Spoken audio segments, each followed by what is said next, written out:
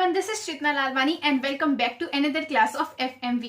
देखो, पिछली क्लास में हम लोगों ने future value, present value, discounting cash flow के ऊपर किया था और at the end of the class मैंने आपको बोला था कि हमारा एक IRR that is internal rate of return वाला टॉपिक बचा हुआ है।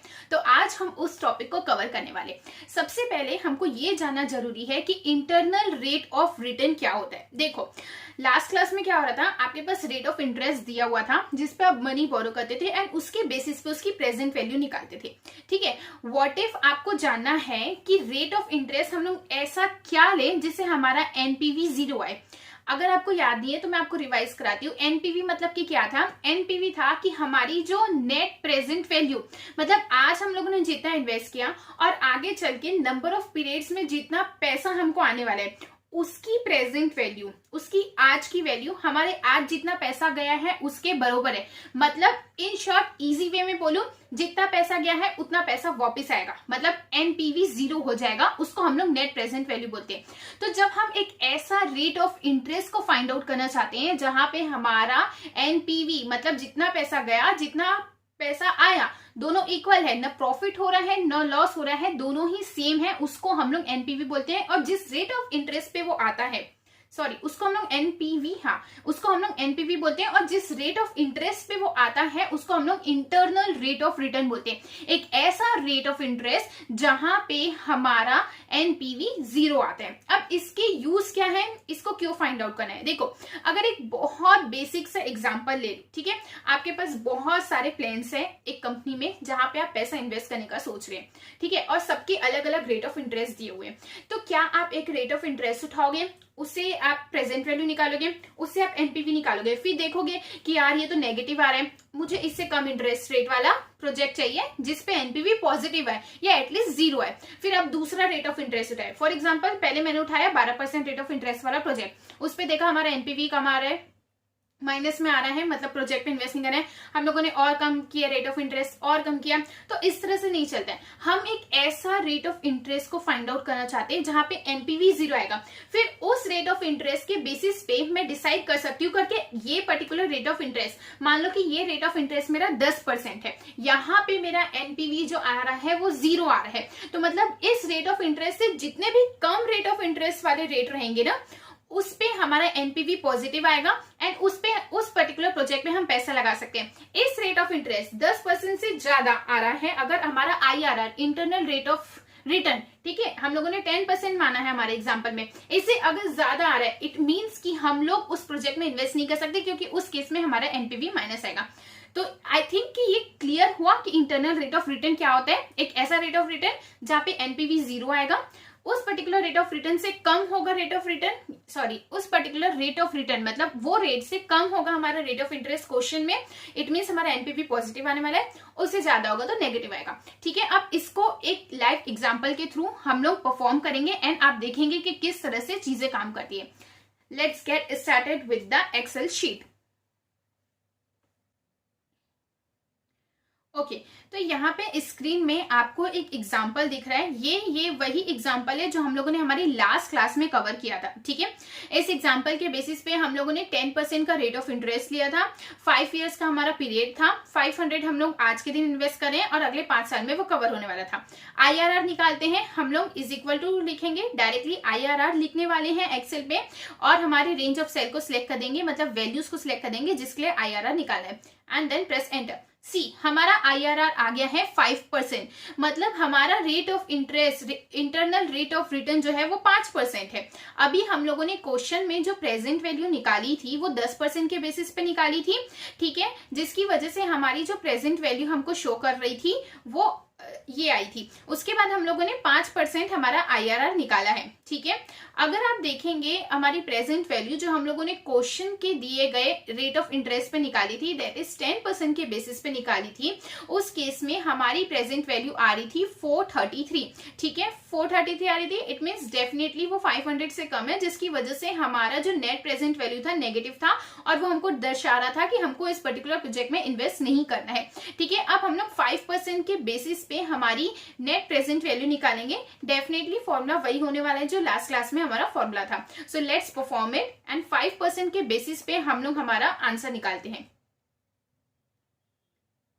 Okay, is equal to, and then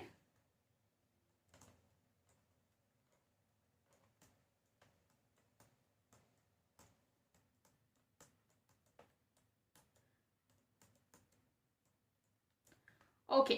so अब आप देख सकते हैं कि अब हमारा जो सम है डाउन साइड पे देखेंगे, यहाँ पे 500 आ रहा है। जब हम लोगों ने 5% के बेसिस पे हमारी नेट प्रेजेंट वैल्यू या यू कैन से दी प्रेजेंट वैल्यू का सम निकाला है, तो वो 500 आ रहा है, मतलब नेट प्रेजेंट वैल्यू हमारी 0 आ जाएगी। इससे इंटरप्रिटेशन क्या हुआ, देखो मैंने आपको बोला था इंटरप्रिटेशन वही सिंपल सा होने वाला है कि आपने अगर आपके पास 5% आपका IRR है, इंटरेस्ट रेट 10%, तो क्या आप उस प्रोजेक्ट में इन्वेस्ट करोगे? डेफिनेटली नहीं करने वाले हो, क्योंकि रेट ऑफ इंटरेस्ट बोरो करने की जो कॉस्ट है, आपको IRR बोल रहे 5% है, उस समय आपका नो प्रॉफिट नो लॉस होगा, तो आप एक्स्ट्रा 5% और क्यों दोगे? 10% टोटल क्यों देने वाले हो? एक्स्ट्रा 5% क्यों दोगे? अपना लॉस क्यों करोगे? ठीक है, इसलिए IRR जनरली प्रैक्टिशनर्स निकालते हैं NPV के साथ में, ताकि उनको आइडिया हो कि क्या एक आइडियल रेट ऑफ इंटरेस्ट होने वाला है जहां पे आपका NPV 0 आएगा। मैंने बोला IRR अगर हमारे रेट ऑफ इंटरेस्ट से कम है तो डेफिनेटली आपको इन्वेस्ट नहीं करना है, ठीक है। और अगर IRR आपका ज्यादा है रेट ऑफ इंटरेस्ट से, then you can easily invest in that particular asset, या जिस पे भी आप पैसा फंसा रहे हैं, पैसा लगा रहे हैं, वहां पे आप पैसा लगा सकते हैं। So this was the basic thing about the IRR, and I hope कि आपको क्लियर है। Now moving forward to the next point. Okay, next point जो आ जाता है वो आ जाता है हमारा लोन शेड्यूल के ऊपर। देखो ये जो पॉइंट है ये बहुत ज्यादा इंपॉर्टेंट है। अब आप समझ पा रहे हो, हम लोग फाइनेंशियल मॉडलिंग की जो क्लास है उसमें एक स्टेप आगे बढ़ रहे हैं और एक और न्यू टॉपिक को और एक बहुत इंपॉर्टेंट टॉपिक को उठाने वाले हैं।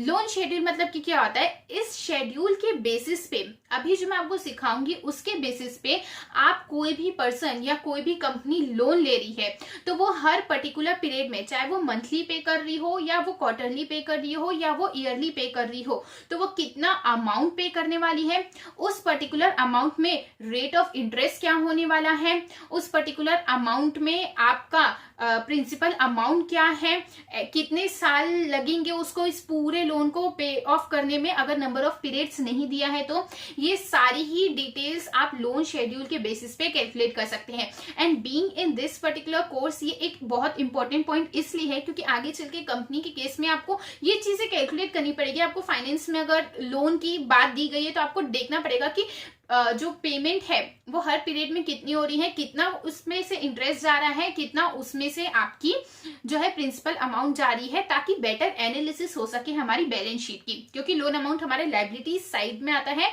बैलेंस शीट क्या आता है? लायबिलिटी इज द थिंग जिसको आपको पे करना पड़ेगा। एक ऐसा पैसा, मैं आपको अगर नॉन फाइनेंस स्टूडेंट से हो तो मैंने बोला था कि तब भी मैं आप लोगों के पॉइंट्स को कवर करने वाली हूँ।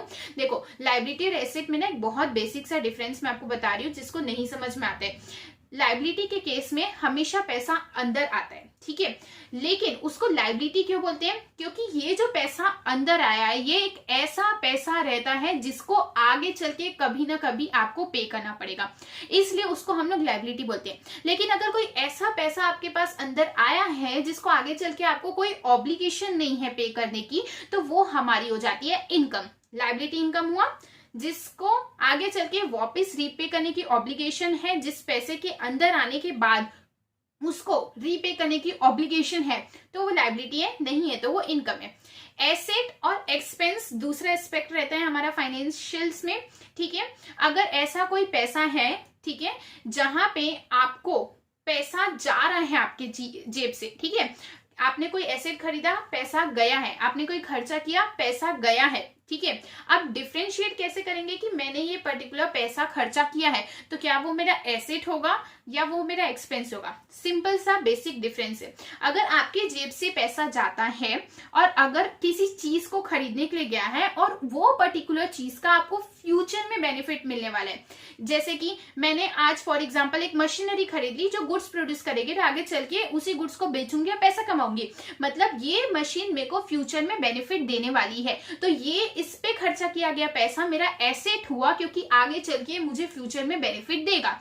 लेकिन अगर ये पर्टिकुलर ऐसी मशीनरी थी जिसको मैंने सिर्फ शोपीस के लिए रखा है, इसमें कोई बेनिफिट नहीं मिलने वाला है, तो वो मेरा एक्सपेंस होता है। सो आई होप कि ये आपको क्लियर हो गया। इनकम, लाइबिलिटी, एसेट, एक्सपेंस, ये 4 एस्पेक्ट्स क्लियर हो गए। ठीक है, अब लोन अमाउंट जो रहता है, क्योंकि एक ऐसा पैसा हम लोगों ने लिया रहता है, हमारे पास पैसा आया रहता है जिसको कुछ समय बाद पे करने की ऑब्लिगेशन रहती है, तो वो हमारी लाइबिलिटी होती है।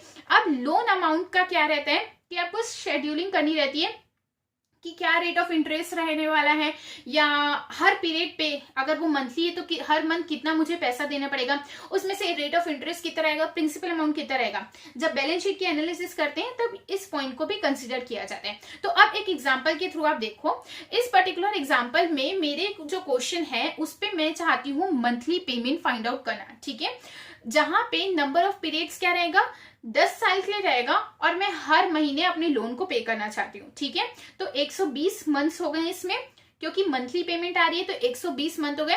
रेट ऑफ इंटरेस्ट जो रहेगा, एनुअल रेट ऑफ इंटरेस्ट 3% है। अगर मुझे पर मंथ रेट ऑफ इंटरेस्ट निकालना है तो क्या, डिवाइड कर लो पर मंथ, क्योंकि 12 से डिवाइड करना पड़ेगा ना, इतना बेसिक मैथ्स आना चाहिए। तो 3% डिवाइड बाय 12, तो per month rate of interest आ गया। लोन अमाउंट हमारा है 3 लाख रुपीज, और डॉलर यू कैन से, मैंने यहाँ डॉलर लिख दिया है तो 3 लाख डॉलर। ठीक है, अब आपको देखना है कि मंथली पेमेंट कितनी आ रही है। सिंपल सा एक्सेल का फंक्शन है, मैथमेटिक्स की बात ही नहीं, इसलिए एक्सेल सिखा रही हूँ। Is equal to PMT, PMT stands for payment, rate लिख देंगे यहाँ पे, आप रेट सिलेक्ट कर देंगे। उसके बाद आपको सिलेक्ट करना है कि आपका पीरियड क्या रहेगा, एंड देन आपका amount, and you will press enter. जैसे आप एंटर प्रेस करते हैं आप देखेंगे कि 2896.8 आपको हर मंथ देना पड़ेगा। अगर आप 3 लाख रुपए लेते हैं, 3% एनुअल रेट के लिए लेते हैं, हर महीने पेमेंट करेंगे और 10 साल तक करेंगे, तो आपको हर महीने अगले 10 साल तक के 2896 इतना पैसा आपको देना पड़ेगा। ठीक है, अब इसमें से मेरे को जानना है कि हमारा जो है कितना इंटरेस्ट है, कितना हमारी प्रिंसिपल पेमेंट है। तो उसके लिए यहाँ पे हम लोग एक टेबल बनाते हैं, that is period, payment, interest, principal की, रीशेड्यूलिंग, डेट।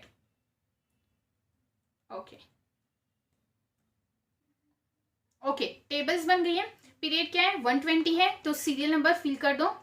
आई होप कि सीरियल नंबर फिल करने हमको आता होगा, क्योंकि ये भी चीज मैंने हमारी एक्सेल की जो पहले की फाइनेंशियल मॉडलिंग वाली क्लासेस थी उसमें कवर की थी। पीरियड्स हो गए। नेक्स्ट आ जाता है पेमेंट। सबसे पहला पेमेंट हम लोगों ने निकाला है वो है 2896.8 का, तो उसको हम लोग सिलेक्ट कर देंगे उस पर्टिकुलर सेल को। ठीक है, उसको फिक्स कर देंगे डॉलर का साइन लगा के, क्योंकि हमको सेम अमाउंट को पूरी 120 में कॉपी करना है। नेक्स्ट इंटरेस्ट रेट क्या है हमारा, पर मंथ इंटरेस्ट रेट लेना है, ध्यान रखना। लेकिन यहाँ पे इंटरेस्ट रेट नहीं, यहाँ पे हम लोग इंटरेस्ट अमाउंट लेंगे। इंटरेस्ट अमाउंट क्या है, जो एक्चुअल लोन अमाउंट रहेगा वो, उसमें से हम लोग मल्टीप्लाई करेंगे पर मंथ इंटरेस्ट रेट को। ठीक है, अब यहाँ पे रेसिडुअल डेट दिख रहा होगा स्क्रीन पे। रेसिडुअल डेट मतलब बचा हुआ कितना डेट हमको देना है, बची हुई कितनी पेमेंट करनी है। अभी तो हम लोगों ने एक भी नहीं की है, तो 3 लाख रुपए रहेगा, उसको मल्टीप्लाई करेंगे हमारे 0.25% से, हमारा इंटरेस्ट आ गया 750 रुपए। अब देखो हमारा इंटरेस्ट है 750, हम लोगों को पेमेंट निकालेंगे, तो प्रिंसिपल प्लस इंटरेस्ट पेमेंट होता है। हम लोगों ने पेमेंट की है 2896.8 की, जिसमें से इंटरेस्ट दिया है 750 का, तो 2146.82 का हम लोगों ने प्रिंसिपल पेमेंट किया होगा। तो रेसिडुअल डेट, अब कितना डेट हमको देना बचा रहा, हमारा जो पहले बचा हुआ डेट था वो 3 लाख था, क्योंकि कुछ भी नहीं दिया, उसमें से हम लोगों ने प्रिंसिपल अमाउंट को माइनस किया, तो हमारा बचा हुआ डेट आ गया, दैट इज 297,853। फिर से हम लोग ये परफॉर्म करेंगे फंक्शन, अगर नहीं समझ में आया तो हम लोग इंटरेस्ट रेट को मल्टीप्लाई करने वाले हैं हमारे रेसिडुअल डेट से। पहले हम लोगों ने कुछ भी नहीं पेमेंट की थी, तो 3 लाख था, अभी हम लोगों ने पेमेंट कर दिया तो हमारा 297,853 था, तो हमारा इंटरेस्ट आ गया। फिर नेक्स्ट आ गया हमारा प्रिंसिपल के ऊपर। प्रिंसिपल कैसे आता है, जो आप लोगों ने पेमेंट की है उसमें से आप इंटरेस्ट के अमाउंट को हटा देंगे, प्रिंसिपल आया। रेसिडुअल डेट मतलब अब बचा हुआ डेट कितना आया, पहले जो बचा हुआ डेट था हमारे फर्स्ट केस में था 3 लाख, कुछ नहीं पेमेंट किए थे, तो हम लोगों ने 2146.82 माइनस किया, तो बचा हुआ रेसिडुअल डेट फर्स्ट केस में आया था 297,853.18। अब ये रेसिडुअल डेट में से हम लोग अभी वाला इंटरेस्ट को माइनस करेंगे, तो न्यू रेसिडुअल डेट मतलब अब नया बचा हुआ डेट आ जाएगा। ठीक है, आई होप कि ये चीज आपको समझ में आई, थोड़ी फास्ट हो गई होगी, तो आई वुड रिक्वेस्ट कि वीडियो को थोड़ा सा स्लो करके देख लें। आप लोगों को इंटरेस्ट निकालना रहता है। ठीक है, इंटरेस्ट निकालने के बाद इंटरेस्ट कैसे निकालेंगे, रेसिडुअल डेट मतलब जितना हमारा डेट बचा हुआ है। फर्स्ट केस में तो पूरा 3 लाख था, उसमें से हम लोगों ने पर मंथ करके इंटरेस्ट निकाला। इंटरेस्ट निकालने के बाद हम लोगों ने क्या किया है, उसको जो हम लोगों ने पेमेंट की उसमें से माइनस किया। जैसे ही पेमेंट अमाउंट से हम लोगों ने उसको माइनस किया, हमको पता चल गया प्रिंसिपल पेमेंट हम लोगों ने कितनी की, मतलब ऐसी पेमेंट जिसमें इंटरेस्ट इंक्लूडेड नहीं है। अब रेसिडुअल डेट, तो अब इसके बाद हमारे पास डेट कितना बचा, 3 लाख में से आप प्रिंसिपल पेमेंट को हटाओगे तो आपका रेसिडुअल डेट आ जाएगा। फिर अगली बार जब आप इंटरेस्ट निकालते हो तो जो पहले रेसिडुअल डेट आया ना उसमें से इंटरेस्ट निकालेंगे, फिर से प्रिंसिपल पेमेंट को निकालेंगे। अब रेसिडुअल डेट पहले केस में 3 लाख था, कुछ भी पेमेंट नहीं की थी, ठीक है। अब पेमेंट करने के बाद हमारा न्यू रेसिडुअल डेट क्या आया था, 297,853.18। उसके बाद हम लोगों ने न्यू प्रिंसिपल, जो सेकंड केस में हमारा प्रिंसिपल अमाउंट आया उसको माइनस किया, तो हमारा न्यू रेसिडुअल डेट आया। At the end of the 120 period में देखेंगे हमारा 0 आ रहा है। So it is pretty much clear कि 120 मतलब 10 साल के एंड तक के ये पर्टिकुलर कैलकुलेशन के बेसिस पे जाएंगे तो हमारा लोन पूरा लैप्स हो जाएगा।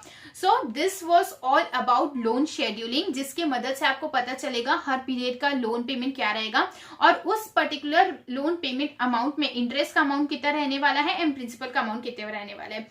आई होप आज की क्लास आपको इजी लगी होगी। छोटे छोटे बहुत इजी 2 पॉइंट्स ही मैंने कवर किए हैं, ठीक है। नेक्स्ट क्लास बहुत ज्यादा इंपॉर्टेंट है, पहले ही बता दे रही हूँ। पिवट टेबल, हालांकि उस टॉपिक को कवर किया है बट एकदम डीप डिटेल में हम पूरे aspects of the pivot table को कवर करने वाले हैं, तो बी प्रिपेयर्ड, क्लास लंबी भी जा सकती है। Thank you so much for watching the video till the end and do subscribe the channel if you haven't done yet.